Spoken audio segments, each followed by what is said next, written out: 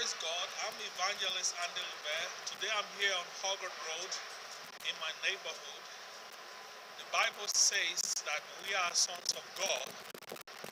God will show how we are sons of God by sending His Spirit, the Spirit of Jesus Christ, into our hearts.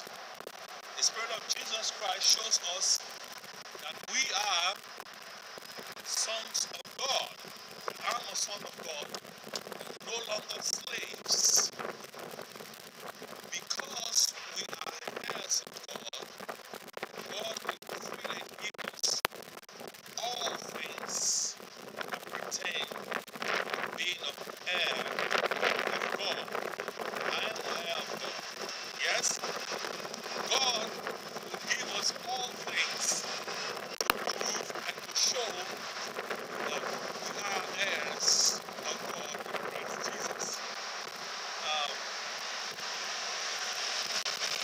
God bless you and keep you. May the Lord make His face to shine upon you and give you peace in Jesus Christ's name.